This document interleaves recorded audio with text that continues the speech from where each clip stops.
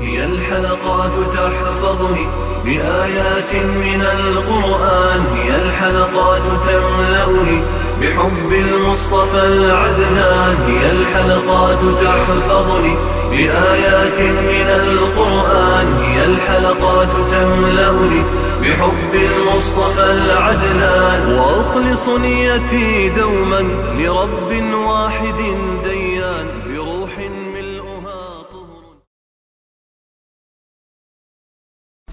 Yusuf Suresi tefsiri 99. ayetten başlayıp okuyayımız inşallah. Bismillah, elhamdülillah, ve salatu ve selam ala Resulillah ve ala alihi ve sahbihi ecma'in. Esselamu aleyküm ve rahmetullahi ve berekatuhu. Tövende dehtanlağa İbn Kesir Rahimullah'ın Kur'an-ı Kerim tefsiri Uygurca tercümesi Yusuf Suresi 99. ayetinden başlayıp okuyayımız inşallah. Euzubillahimineşşeytanirracim. Ula Yusuf'un aldığı kirgende Yusuf ata-anasını kucakladı ve Allah halisa Mısır'a aman esen kirinla dedi. Ata-anasını taxtida yenide olturguzdu. Ula şahlağı tazim kılış adeti boyunca Yusuf'ka secde kılıştı. O, ey ata, mana bu burun küçük vaktimde kögen düşümnün tabiridir. O düşümni Rabbim hakikaten rastqa çıkardı. Rabbim beni zindandan çıkarış bilen, qerindaşlarım bilen menin aramni şeytan buzgandan keyin silani sahradan bu yerga elip kelish bilen bana ihsan kıldı. Rabbim halıgını işqa aşırışqa hakikaten tedbirliktir. O hakikaten hemmini bilgüçüdür, hikmet bilen iş kılgıcıdır. Allah Teala bu ayette Yakub aleyhisselamның Yusuf aleyhisselamның qışığa, yani Mısır diyarıga kelgenlikinden haber kılıdı. Yusuf aleyhisselam qerindaşlarına ailesidekilerinin hemmisini elip geliş teklifini bergenden keyin ularning hemmisi Kenan diyarıdan qozgılıp Mısır diyarıga qarab yolga çıktı. Yusuf aleyhisselamga ularning yıqınlaşqanlığı yetkizilgende o ularni qarshi ilish uchun oldiga chiqdi. Padişah davlat arboblarini va amaldorlarini Yusuf alayhissalom bilan billa Alloh taolaning payg'ambari Yaqub alayhissalomni kutib olish uchun chiqishga buyurdi. Aytishlar qaraganda uni kutib olish uchun padişahmi chiqqan. Yusuf ata-onasini quchoqladi va Alloh xolisa Misrga aman esen kiringlar dedi.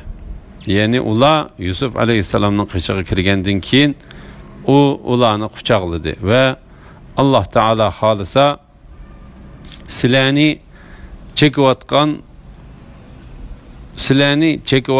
qurg'oqchilik ve ocharchiliklardan aman esen aldı Mısır'a kirib o yerde yerlishinglar deb kepillik berdi. Yusuf ata-onasini quchoqladi. Suddi Abdurrahman ibn Zeyd bu ayet hakkında ula atisi ve hamma atisi idi. Onun anası burunla ölüp ketken idi dedi. Muhammed ibn İshak ve ibn Cerir onun ata-anası hayat idi dedi. İbn Cerir onun anasının ölüp ketkenligiga delil yok. Kur'an onun anasının hayat ikenligini aniq göz turdu. Bunu ayetning mazmunundan tushunib olgan bo'ladi dedi. Ata-onasini taxtida yenida o'ltirg'izdi. Ya'ni ata-onasini o'zi bilan billa taxtda o'ltirg'izdi. Ular shahlog'i ta'zim qilish odati bo'yicha Yusufga sajda qilishdi.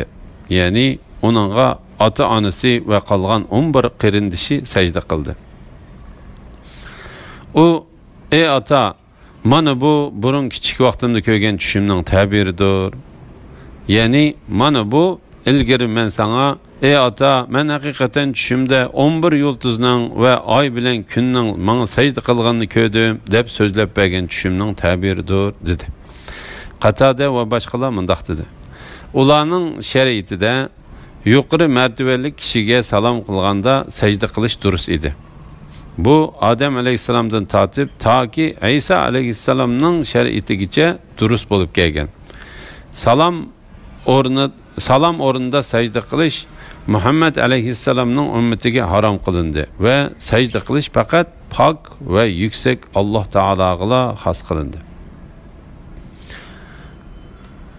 Ibn Majah Muaz radhiyallohu anhuning mundaq deganligini rivoyat qildi. Men Shamga kelganda Shamliqlarning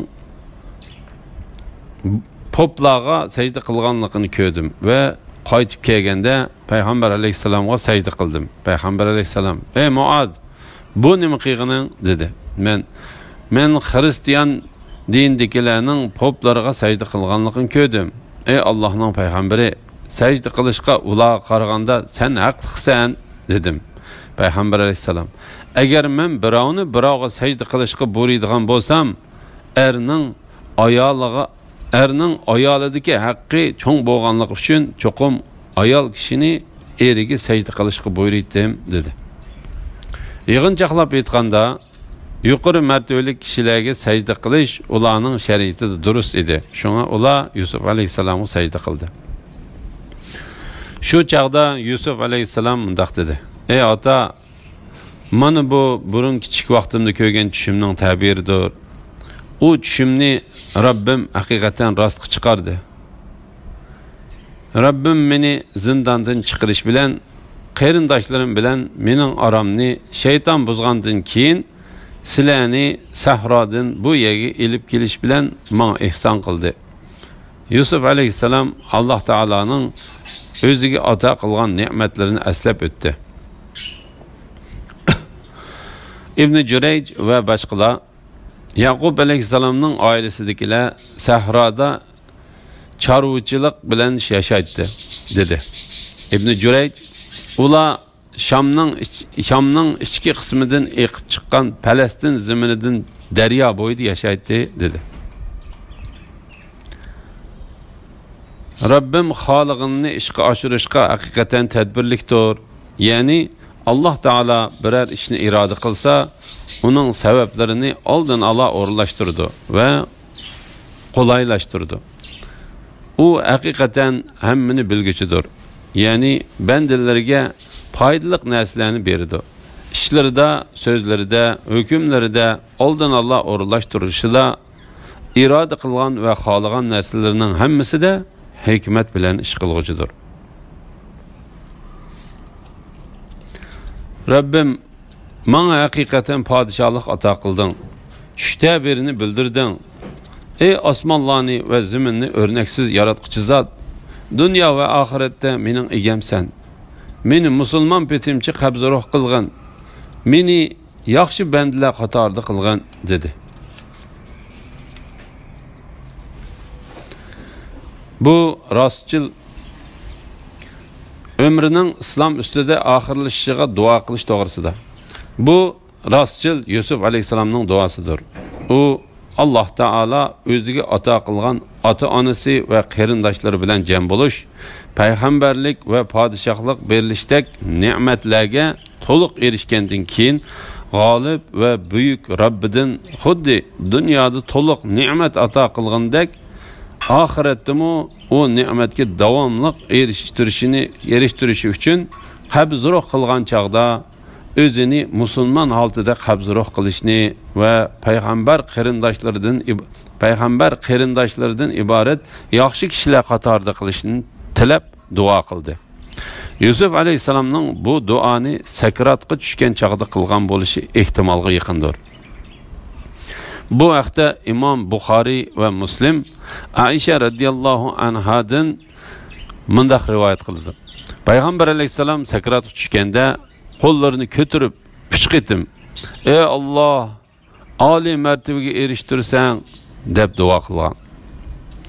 Yusuf alayhissalom bu duoni ajli to'shib umri oxirlashganda islom ustida qabzroq bo'lishni va yaxshilar qatorida qilishini yaxshiroq qatorida qilinishini Alloh taoladan tilab qilgan bo'lishimi ehtimolga yaqindir.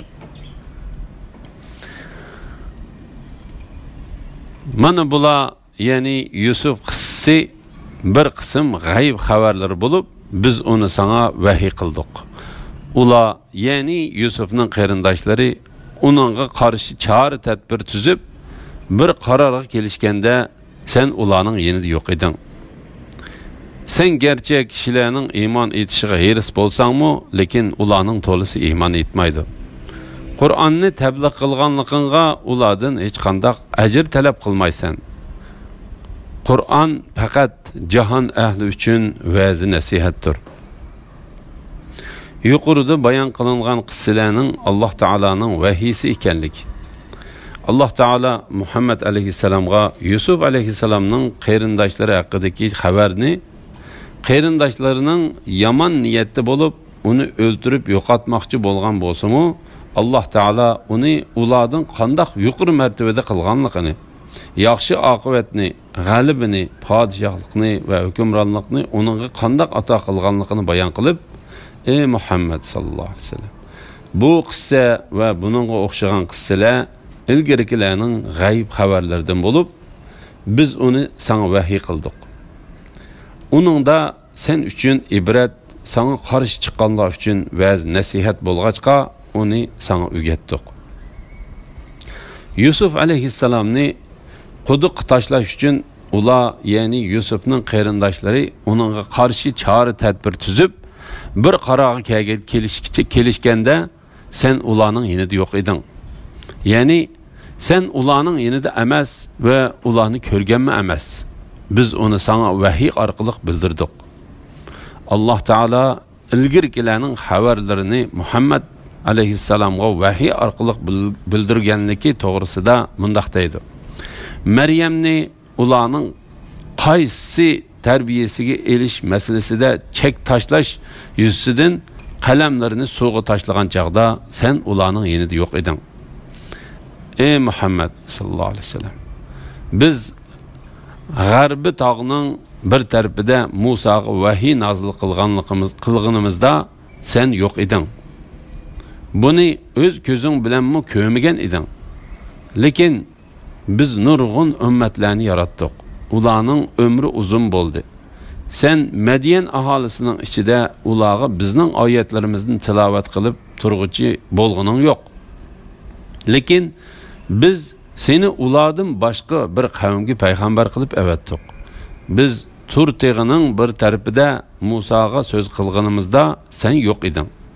Lekin bu sendan ilgari hech bir ogohlantiruvchi kelmagan qavmni ogohlantirishing uchun, ularning va'z nasihat elish uchun Rabbing tarafidan nozil qilingan rahmatdir.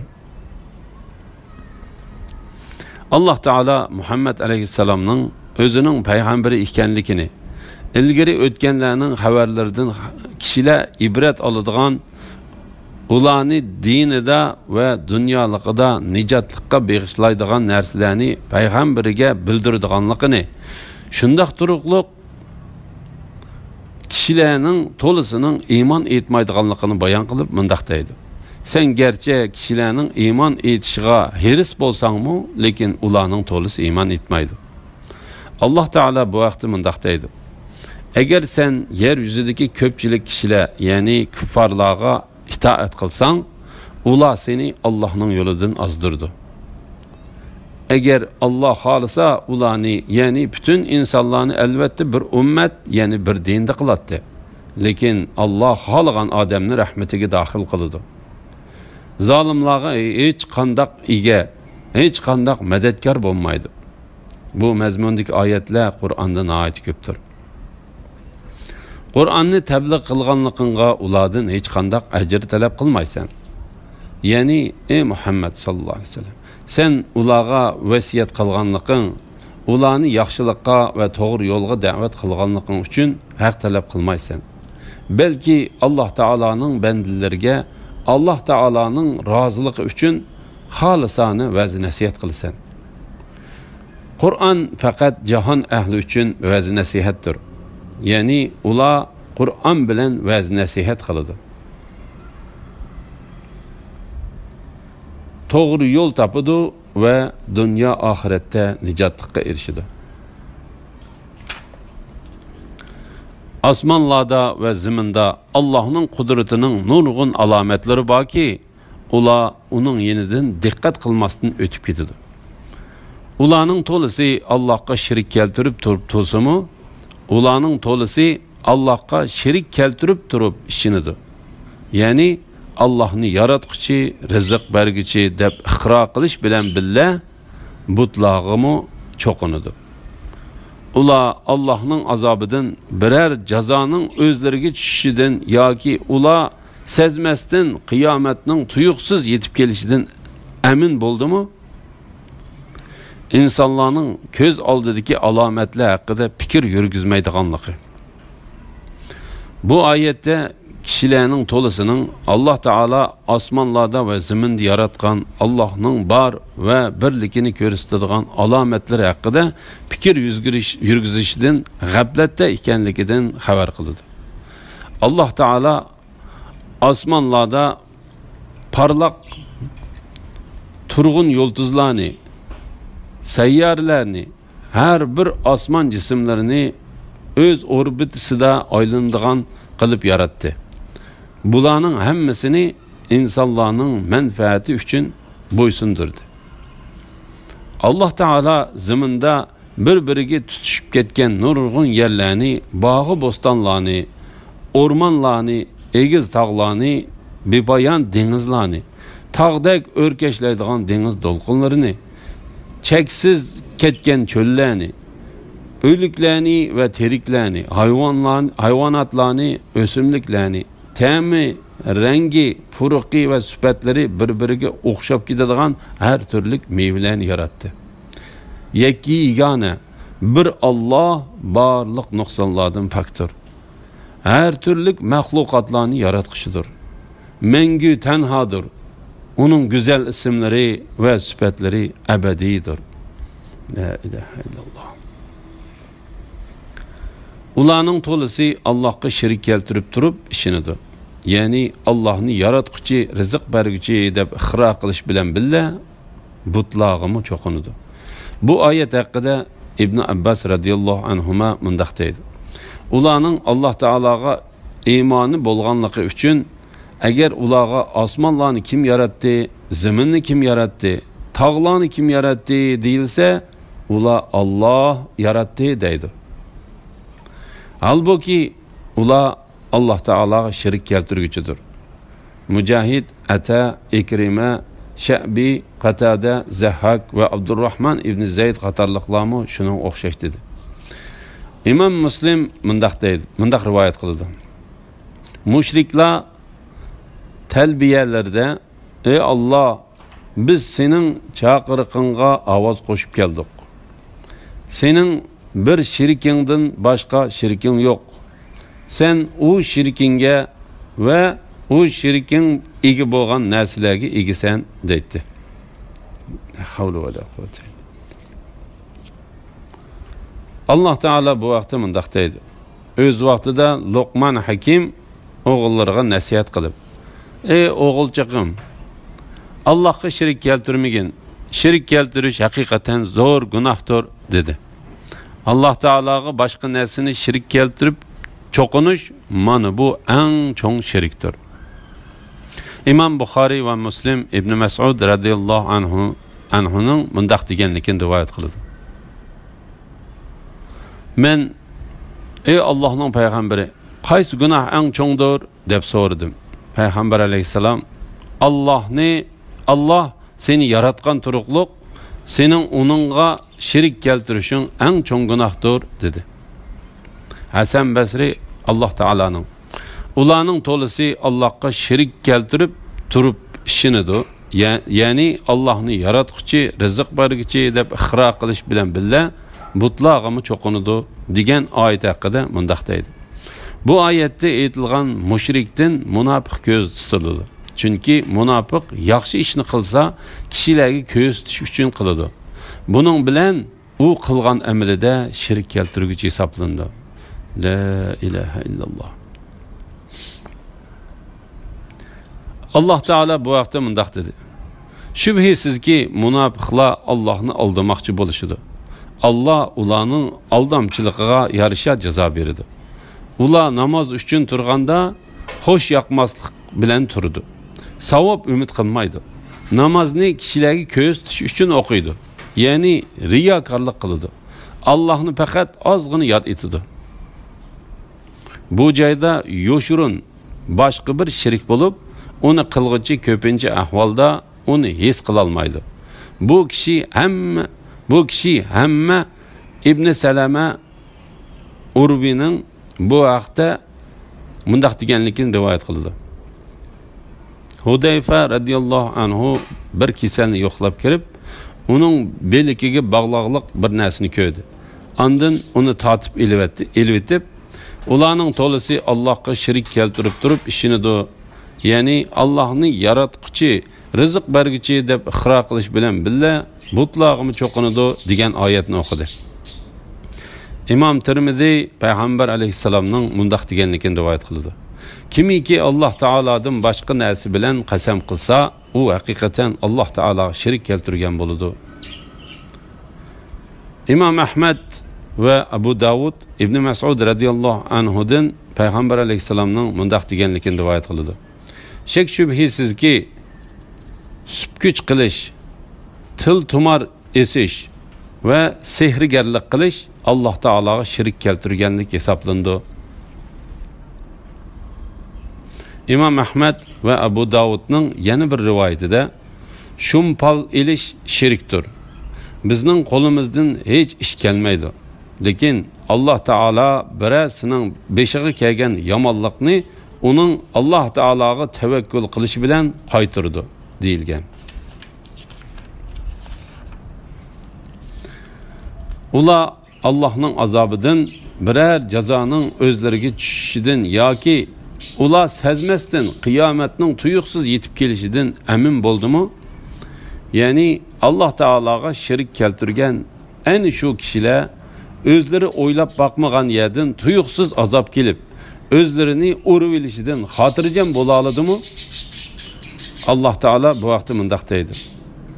Heyli meker işletip yaman iş kıyganlar Allah'ның özlerini yege yutkuzub etişinden yoki özleriga oylamagan yerden azap gelişinden korkmamdı.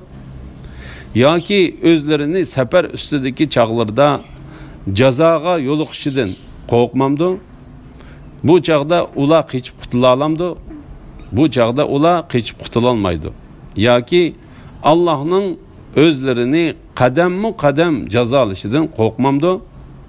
Sizlerning Rabbinglar albatta merhametlidir, mehribandır. Şuna sizlarni aldırıp jazolamadi. Peygamberlerini inkar qiladigan shaharlarning aholisi bizning azobimizning o'zlariga kechisi g'aflatda uxlayotganlarida kelishidan qo'rqmamdi. Şehirler ahalisi bizning azabımızның tush vaqtida ular o'ynab turganlarida kelishidan qo'rqmamdi. Ular Allohning makridan, ya'ni ular tuyuqsiz turganda Allohning azab nozil qilishidan qo'rqmamdi. Faqat ziyon tortquchi qavmlar Allohning makridan qo'rqmaydi.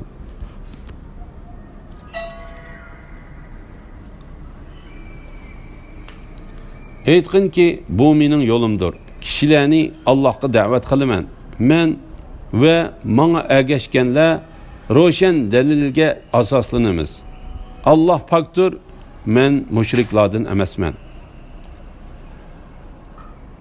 Muhammed aleyhisselamning yo'li.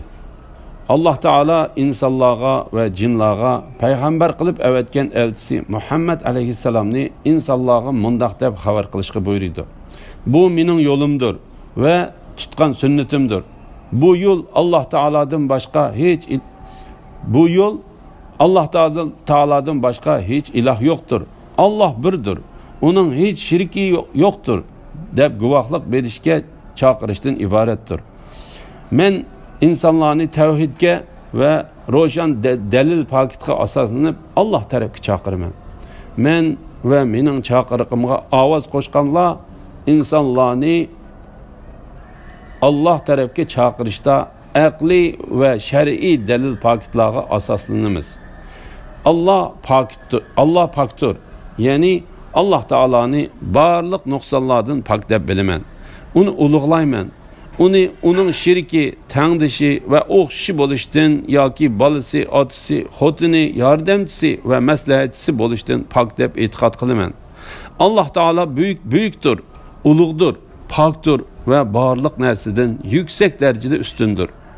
7 osmon, zamin va ulardagi mahluqotlar Allohni pok deb biladi. Koinotdagi qandoqligi narsa bo'lmasin, Allohni pok deb madhilaydi.